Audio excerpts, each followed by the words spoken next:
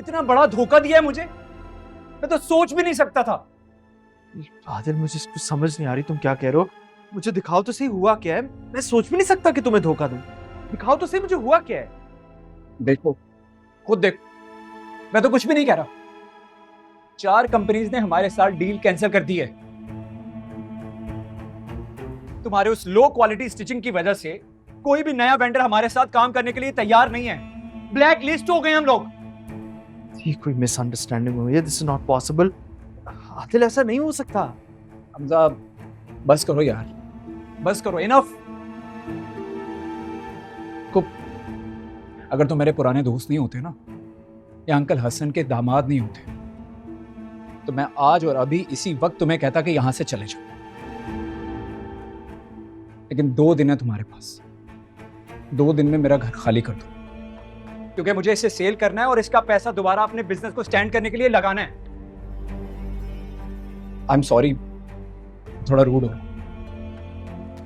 लेकिन मैं मजबूर हूं। तुम अपना अरेंजमेंट कर लो। कैसे अरेंज करूंगा? तुम जानते हो कि मेरे पास जो कुछ भी था वो तो मैंने तुम्हारे साथ इन्वेस्ट कर दिया था। उसके अलावा मेरे पास कुछ नहीं है। अब प्लीज थोड़ा सा तो मुझे बेनिफिट दो, कुछ तो मार्जिन दो। दोस्ती में इतनी गुंजाइश नहीं है क्या? होती है, गुंजाइश होती है, लेकिन जिन रास्तों पर तुम चल निकले हो, वहां इंसान काम पर फोकस कम और अपनी पर्सनल लाइफ पर फोकस ज्यादा देता है। मैं जानता हूं तुम्हारे पर्सनल इश्यूज कम होने के बजाय बढ़ हैं, और ज़ारा भी यहाँ नहीं है। शायद वो यहाँ होती तो मैं कुछ सोचता भी, लेकिन अब नहीं।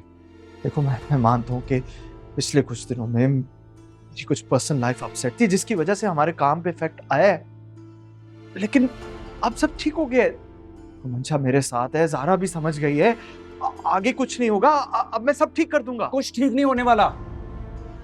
तुम अपने पर्सनल प्रॉब्लम की वजह से हमारी प्रोफेशनल लाइफ को तबाह कर रहे हो, और अब मैं मजीद भरोसा नहीं कर सकता तुम पर। I am sorry. और इन्वेस्टमेंट की बात करते हो ना तुम, जितना तुमने इन्वेस्ट किया ना, उससे कहीं ज्यादा खर्च कर चुके हो तुम। अब मेरे पास तुम्हें देने के लिए कुछ भी नहीं है। I am sorry. वैसे भी मैं अपना कारोबार दुबई शिफ्ट कर रहा हूं। आदिल,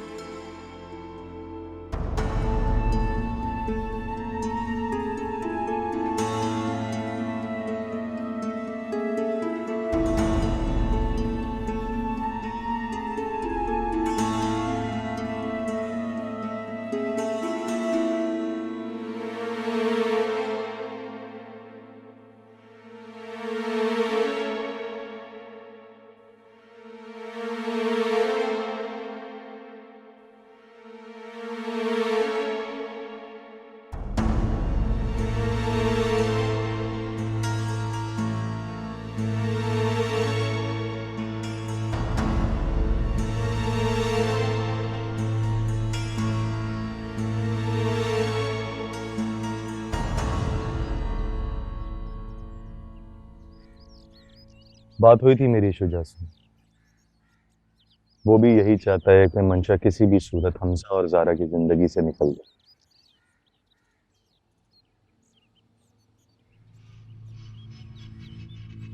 क्योंकि अगर वो उनके साथ यहाँ रहेगी तो उनकी जिंदगी में प्रॉब्लम्स होती रहेंगी।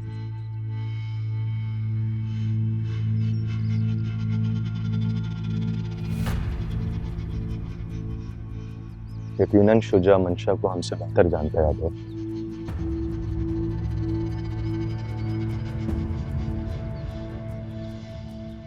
इसलिए उसने ये जो अपना घर है मंशा के नाम करने का फैसला किया।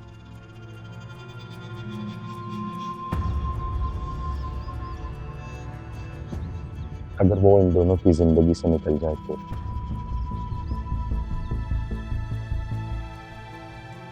शुजा को ये सब कुछ नहीं करना चाहिए।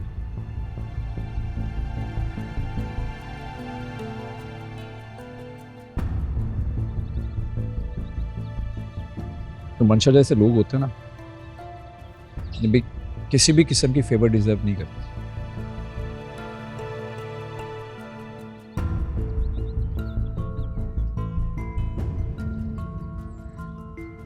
रही बात ज़ारा और हमजा की जिंदगी से जाने की, तो इसका फैसला हम नहीं कर सकते।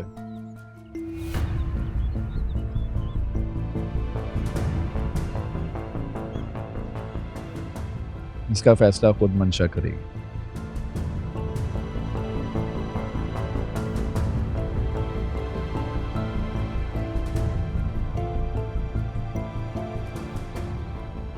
मंशा कभी घाटे का सौदा नहीं करेगी।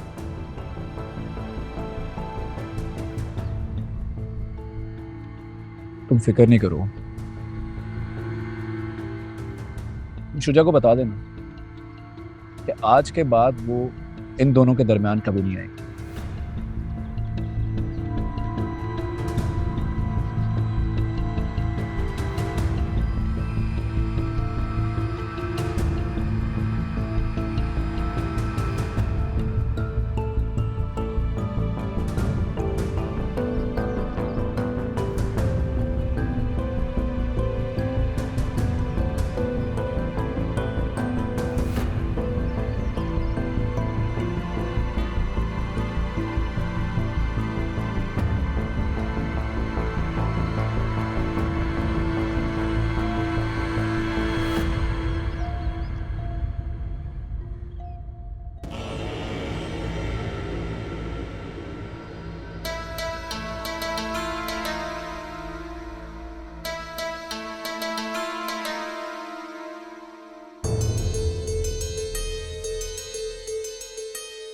चार कंपनीज ने हमारे साथ डील कैंसिल कर दी है। तुम्हारे उस लो क्वालिटी स्टिचिंग की वजह से कोई भी नया वेंडर हमारे साथ काम करने के लिए तैयार नहीं है। ब्लैक लिस्ट हो गए हम लोग। ये कोई मिसअंडरस्टैंडिंग हुई है। This is not possible. Adil, ऐसा नहीं हो सकता। हमजा बस करो यार, बस करो, इनफ। अगर तुम मेरे पुराने दोस्त नहीं होते ना, या अंकल हसन के दामाद नहीं होते, तो मैं आज और अभी इसी वक्त तुम्हें कहता कि यहां से चले जाओ। लेकिन 2 दिन है तुम्हारे पास। 2 दिन में मेरा घर खाली कर दो, क्योंकि मुझे इसे सेल करना है और इसका पैसा दोबारा अपने बिजनेस को स्टैंड करने के लिए लगाना है। आई एम सॉरी, थोड़ा रूड हो, लेकिन मैं मजबूर हूं। तुम अपना अरेंजमेंट कर लो।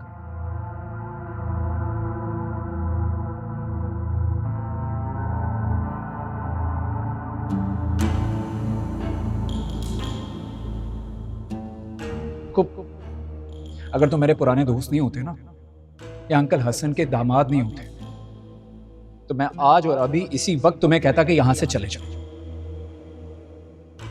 लेकिन 2 दिन है तुम्हारे पास। 2 दिन में मेरा घर खाली कर दो, क्योंकि मुझे इसे सेल करना है और इसका पैसा दोबारा अपने बिजनेस को स्टैंड करने के लिए लगाना है।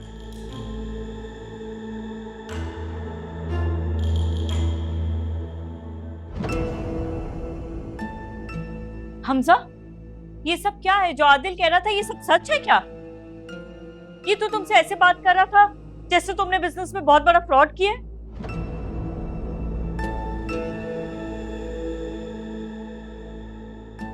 तुम्हारे पास घर नहीं है, प्रॉपर्टी नहीं है।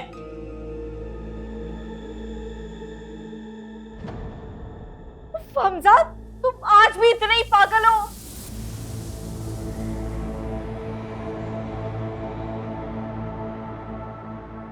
मैं तो ये सोच रही हूँ कि तुम जाओगे कहाँ ये घर छोड़ के? तुम्हारे पास